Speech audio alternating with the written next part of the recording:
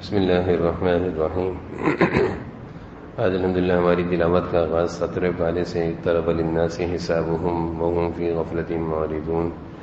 اللہ تعالیٰ ارشاد فرما رہے ہیں کہ حساب کا وقت تو قریب آتا جا رہا ہے، حساب و کتاب کا دن تو قریب آتا جا رہا ہے، اور لوگ اپنی غفلتوں میں پڑے ہوئے ہیں۔ انسانوں کو بھی فکر پیدا ہونی چاہیے، حساب و کتاب کی تیاری ہونی چاہیے، لیکن غفلت بڑھتی جا رہی ہے۔ پھر آگے اللہ تعالیٰ فرما رہے ہیں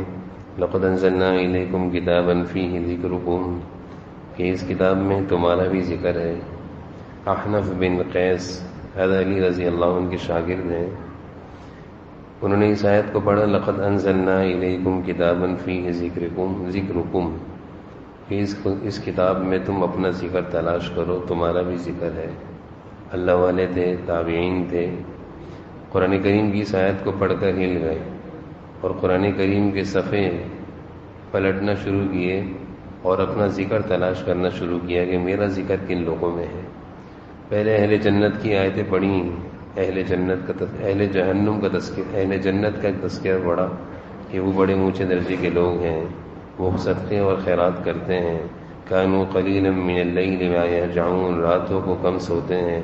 سجدے اور قیام میں ان کی رات دن گزرتے ہیں، اللہ سے ڈرتے ہیں، غصے کو پیتے ہیں۔ تو ان آیتوں کو پڑھنے کے بعد کہنے لگے یہ تو بڑے اونچے درجے کے لوگ ہیں،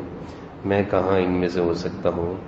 پھر اہل جہنم کا تذکرہ پڑھا، ما سلککم فی سقر، جہنم میں چل رہے ہوں گے۔ کیوں چل رہے ہو؟ نماز نہیں پڑھتے تھے، اللہ کی عبادت کرتے تھے، اللہ کی عبادت سے انکار کرتے تھے، رسولوں کی رسالت سے انکار کرتے تھے، اللہ کے احکامات کو جھٹلاتے تھے، رسول اللہ کی نبوت کی تکذیب کرتے تھے۔ ان آیت کو پڑھنے کے بعد اللہ سے پناہ مانگنے لگے کہ اللہ میری پناہ، میں ان لوگوں میں سے نہ ہوں۔ پھر قرآن کریم کی ایک آیت ان کو ملی وَآخَرُونَ اعْتَرَفُوا بِذُنُوبِهِمْ خَلَطُوا عَمَلًا صَالِحًا، یہ کچھ لوگ ایسے ہیں جن سے ان کی زندگی میں گناہ بھی ہو گئے ہیں اور وہ نیک کام بھی کر لیتے ہیں، لیکن اپنے گناہوں پر اعتراف کرتے ہیں، گناہوں پر ندامت کرتے ہیں۔ تو کہنے لگے اے اللہ، ہو سکتا ہے میں ان میں سے ہوں، مجھے ان میں سے کر دے کہ میری زندگی میں نیک اعمال بھی کچھ تھوڑی بہت نیکیاں بھی ہیں لیکن گناہ بھی ہیں، میں اپنی گناہوں پر آپ سے معافی مانگتا ہوں۔ تو یہ وہ لوگ تھے جو قرآن کریم کو پڑھا کرتے تھے، قرآن کریم میں اپنے تذکروں کو تلاش کیا کرتے تھے۔ احنف بن قیس کو قرآن کریم میں اپنا تذکرہ مل گیا کہ وآخرون اعترفوا بذنوبہم خلطوا عملا صالحا، کہ زندگی میں کچھ نیکیاں بھی ہیں اور کچھ گناہ بھی ہیں، لیکن گناہوں پر اعتراف قصور ہے، ندامت ہے اور اللہ تعالیٰ سے معافی کی درخواست ہے۔ پھر اللہ تعالیٰ نے ان لوگوں کا تذکرہ فرمایا ہے جو فرشتوں کے بارے میں ایک غلط عقیدہ رکھتے تھے کہ فرشتے نعوذ باللہ اللہ کے اولاد ہیں۔ اللہ تعالیٰ نے ان کی تکذیب فرمائی ہے کہ اللہ تعالیٰ اس چیز سے پاک ہے۔ پھر آگے اللہ تعالیٰ کی قدرتوں کا تذکرہ ہے کہ اللہ تعالیٰ نے آسمان اور زمین کو بنایا، اور پھر آسمان جو ہے بالکل ہر لحاظ سے عیب سے پاک ہے، درمیان میں اس کے کوئی بھی دھڑاڑ اور کوئی سوراخ نہیں، اور پھر اللہ تعالیٰ اسی آسمان سے پانی برساتے ہیں،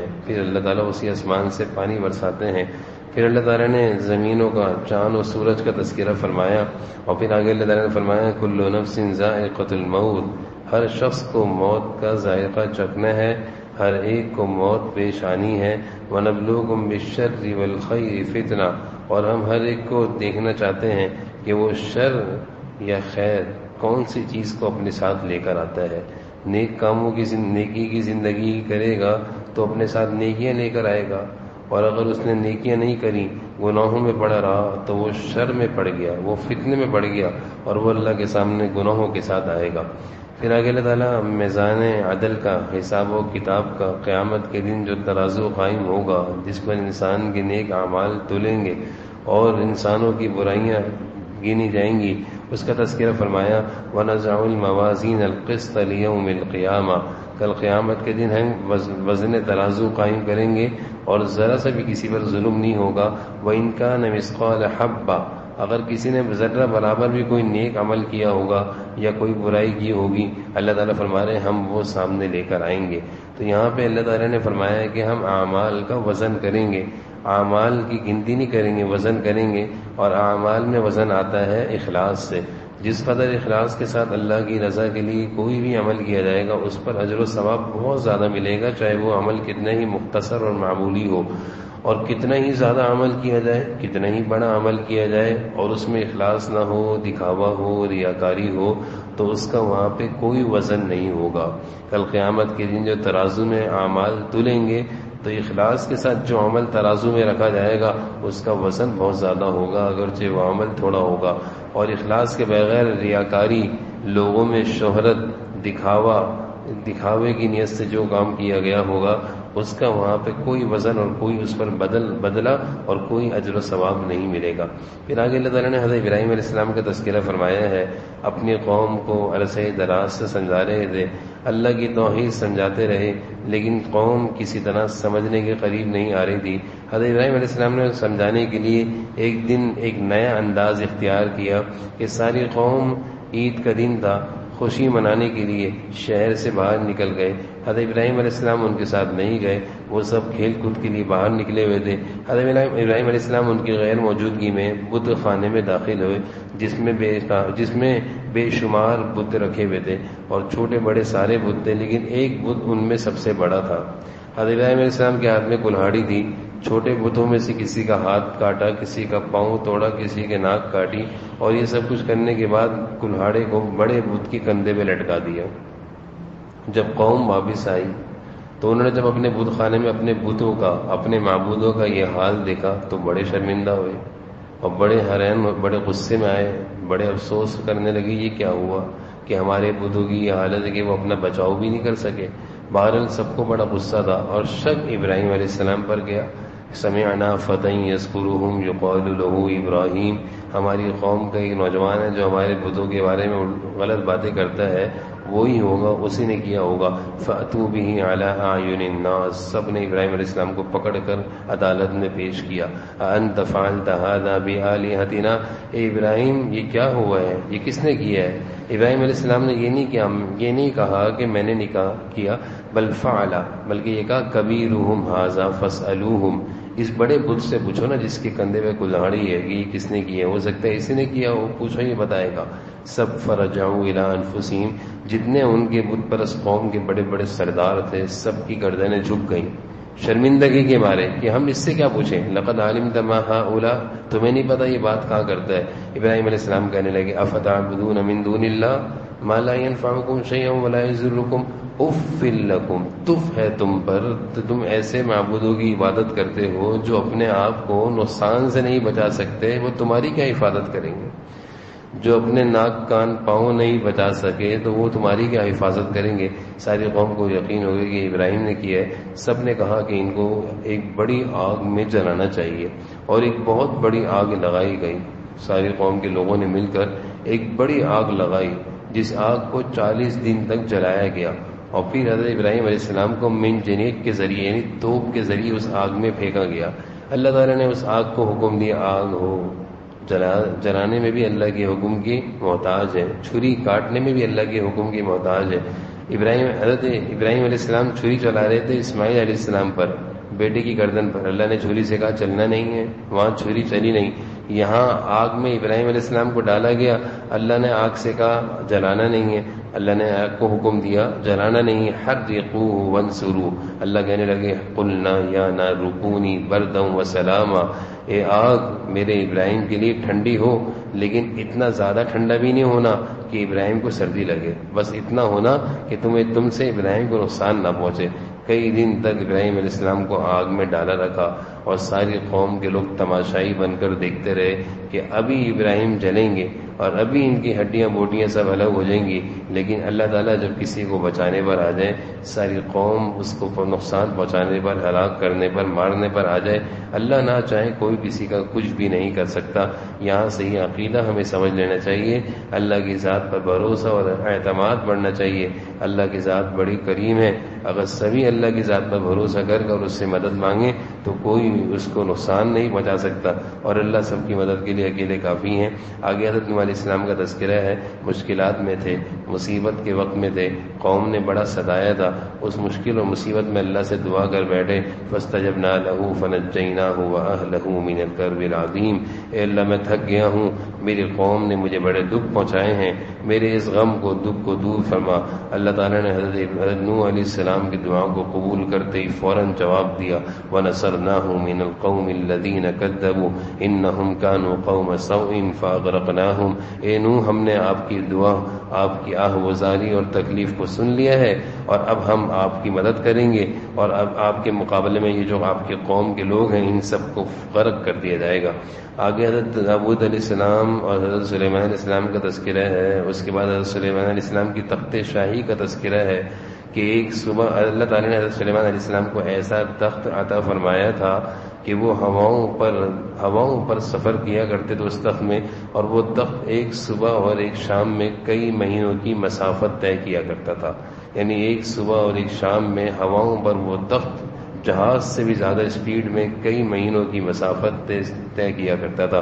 آگے اللہ تعالیٰ نے حضرت ایوب علیہ السلام کے صبر کا تذکرہ فرمایا ہے کہ وَأَيُّوبَ إِذْ نَادَىٰ رَبَّهُ، ایوب ہمارا بڑا بہترین بندہ تھا کہ جب ان کو تکلیف پہنچی تو انہوں نے کوئی اللہ سے شکوہ اور شکایت نہیں کی، بلکہ یہ کہا انی مسنی الضر، اللہ میں تکلیف زدہ ہوں، انت ارحم الراحمین، آپ تو رحیم ہیں، اس کا تذکرہ ہے۔ پھر اللہ تعالیٰ نے مزید انبیاء علیہ السلام کا تذکرہ کرتے ہوئے آگے حضرت یونس علیہ السلام کا تذکرہ کیا کہ جب ان کو کشتی والوں نے اٹھا کر سمندر میں پھینک دیا اور سمندر کی مچھلی نے ان کو نگل لیا، اللہ تعالیٰ نے مچھلی کو حکم دیا،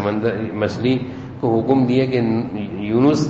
کو تم نے اپنی غذا نہیں بنانا، بلکہ تم نے اپنے پیٹ میں ان کو محفوظ جگہ دینی ہے۔ یہاں پہ بھی یہ بات سمجھ لینی چاہیے کہ سمندر ہے، لوگ اس میں گرتے ہیں تو غرق ہوتے ہیں، مچھلی کے پیٹ میں جاتے ہیں تو ختم ہوتے ہیں، لیکن اللہ تعالیٰ جب بچانے پر آئیں تو نہ سمندر میں غرق ہوئے اور نہ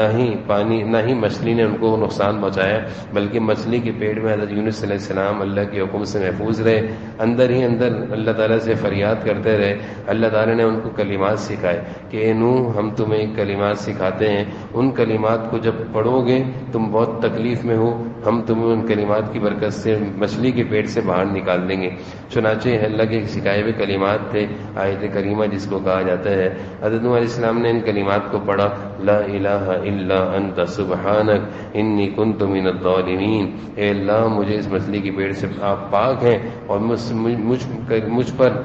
کرم فرمائیے۔ اللہ تعالیٰ فرماتے ہیں جیسے ہی انہوں نے یہ کلمات پڑھنا شروع کیے، فاستجبنا لہ ونجیناہ من الغم، ہم نے ان کو اس غم سے نجات دی۔ وَكَذَلِكَ نُنْجِي الْمُؤْمِنِينَ، جو ان کلمات کو پڑھ کر اللہ سے غم سے نجات کی دعا کرے گا، ہم اہل ایمان کو بھی ان کلمات کی برکت سے نجات دیں گے۔ جناب نبی کریم صلی اللہ علیہ وسلم کا ارشاد ہے، آیت کریمہ کے بارے میں آپ نے فرمایا کہ اپنی دعاؤں سے پہلے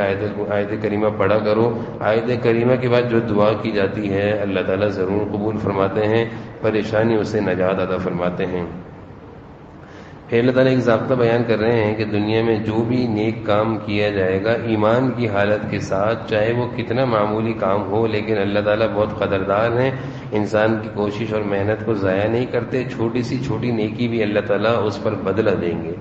چھوٹی سی چھوٹی نیکی بھی اللہ قبول کریں گے۔ انسان کوئی بھی کام کرے اخلاص کے ساتھ کرے، چاہے وہ ایک پودا لگائے اخلاص کے ساتھ، اللہ تعالیٰ اس پودے سے بھی انسانیت کو فائدہ پہنچاتے ہیں اور اس پودے کو بھی اللہ تعالیٰ قبول کرتے ہیں، لگانے والے کے لیے صدقہ جاریہ بنا دیتے ہیں۔ کوئی بھی نیکی ہو، کوئی بھی نیک عمل ہو، نماز ہو، تلاوت ہو، کار خیر ہو، مخلوق خدا کے حق میں بہتری اور کا سوچنا ہو، لیکن سب کام اخلاص سے ہو، کتنا ہی معمولی ہو، ایک گلاس پانی کسی کو پلا دینا، بلکہ حدیث میں آتا ہے ایک بدکار عورت نے ایک کتے پیاسے کو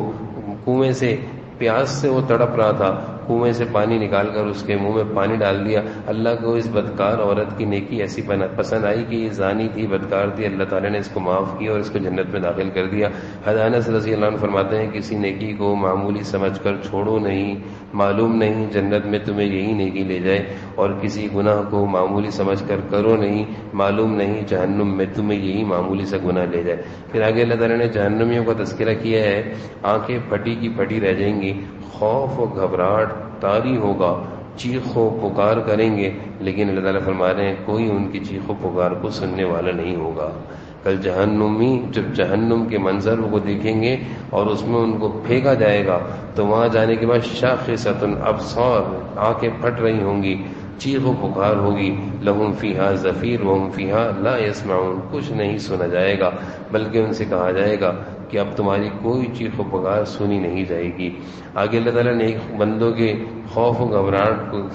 جو ہے وہ میں اس کو دور کرنے کی کیفیت کو بیان فرما رہے ہیں کہ جب نیک بندے محشر کے میدان میں ہوں گے تو ہر ایک کو تھوڑی بہت تو گھبراہٹ ہوگی، فرشتے نیک لوگوں کو آ کر تسلی دیں گے، لا يحزنهم الفزع الاکبر وتتلقاهم الملائکہ، گھبرانے کی ضرورت نہیں ہے، تمہارے لیے کوئی پریشانی کی بات نہیں، تم نے نیکی کی زندگی، اللہ کی مرضی کی زندگی دنیا میں گزاری تھی، تمہارے لیے پریشانیاں نہیں ہیں۔ پریشانیاں تو آج کے دن، قیامت کے دن ان لوگوں کے لیے ہیں جو دنیا میں اللہ کو بھول گئے تھے، ان کے لیے پریشانیاں ہیں۔ پھر آگے اللہ نے فرمایا کہ دنیا میں سکون زندگی، سکون والی زندگی اور چین والی زندگی اللہ تعالیٰ نیک لوگوں کو نصیب کرتے ہیں۔ دیکھیں مال و دولت سے سکون نہیں ملا کرتا، سکون تو دل کا نام ہے، اور اللہ تعالیٰ یہ سکون کی جو سکینہ ہے یہ اللہ تعالیٰ دلوں میں اتارا کرتے ہیں۔ نیک عمل کی برکت سے انسان کے دل میں اللہ سکون ڈال دیا کرتے ہیں، بلکہ اور انسان کی برائیاں اور بدعمالیاں اس کے دل سے سکون چھن جایا کرتا ہے۔ مال دولت کا ہونا نہ ہونا یہ اس کا سکون میں کوئی دخل نہیں ہے۔ پھر آگے اللہ تعالیٰ قیامت کے ہولناک کا منظر بیان کر رہے ہیں، جب قیامت قائم ہوگی تو اس وقت حالت کیا ہوگی، اللہ تعالیٰ اس حالت اور اس شدت کو بیان کر رہے ہیں کہ حمل والی عورت یعنی پریگننٹ عورت جو بچے سے ہوگی، خوف کے مارے وہ بچہ ضائع ہو جائے گا، یعنی بچہ نکل دے گی۔ اسی طرح دودھ پیتی ہے بچے، دودھ پلاتے ہوئے بچوں کو مائیں چھوڑ دیں گی قیامت کا منظر دیکھ کر، اور لوگ ادھر ادھر ایسے بھاگ رہے ہوں گے جیسے نشے کی حالت میں ہیں، یہ حالت ہوگی۔ پھر انسان کی پیدائش کا اللہ تعالیٰ تذکرہ فرما رہے ہیں کہ ہم نے انسان کو معمولی سے قطرے سے پیدا کیا ہے، اس کی پیدائش کے اللہ تعالیٰ سارے مناظر بیان کر رہے ہیں کہ ایک قطرہ تھا، مٹی تھی، مٹی سے نطفہ ہوا، نطفے سے خون کا لوتڑا ہوا، اور پھر گوشت بنا، اور پھر ہم نے اس گوشت پر، ہڈیوں پر گوشت چڑھایا۔ یہ سارے منظر کو اللہ تعالیٰ انسان کی پیدائش کو ذکر فرما رہے ہیں۔ پھر اللہ تعالیٰ فرما رہے ہیں کہ ایک قوم ایسی ہے، کچھ لوگ ایسے ہیں جو اللہ کی عبادت صرف مفاد کے تحت کرتے ہیں، جب دیکھتے ہیں کہ کوئی مفاد ہے، عبادت میں فوائد مل رہے ہیں تو کرنا شروع کر دیں گے، اور جب دیکھیں گے کہ مفاد نہیں ہے، فائدہ کچھ نہیں ہو رہا تو عبادت چھوڑ دیتے ہیں۔ جیسے بہت سارے لوگ نماز پڑھتے ہیں، کہتے ہیں فائدہ ہوا نماز پڑھنے سے، کاروبار چلا تو نماز چلتی رہی، اور جب دیکھا کہ کام کاروبار تو چل نہیں رہا تو نماز پڑھنا بھی چھوڑ دیتے کہ ایسی نماز کا فائدہ کیا۔ اللہ تعالیٰ کہتے ہیں مفاد پرست ہیں، خسرت دنیا والآخرہ، ان کی دنیا بھی برباد، ان کی آخرت بھی برباد۔ کام کاروبار کے لیے نماز پڑھتے ہیں، اللہ کے لیے نماز نہیں پڑھتے۔ اللہ تعالیٰ ایسے لوگوں سے ناراضگی کا اظہار فرما رہے ہیں، ذالک هو الخسران المبین، یہ خسارے والے لوگ ہیں۔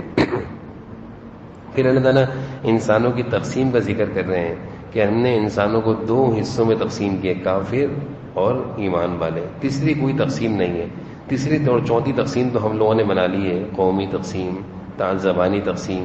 رنگ و نسل کی تقسیم۔ اللہ تعالیٰ نے صرف دو تقسیمیں کی، کافر اور مسلمان۔ کافر جہنم میں جائے گا اور ایمان والا جنت میں جائے گا۔ اللہ تعالیٰ نے اسی کا تذکرہ یہاں فرمایا ہے کہ اللہ تعالیٰ بیت اللہ کے بارے میں فرما رہے ہیں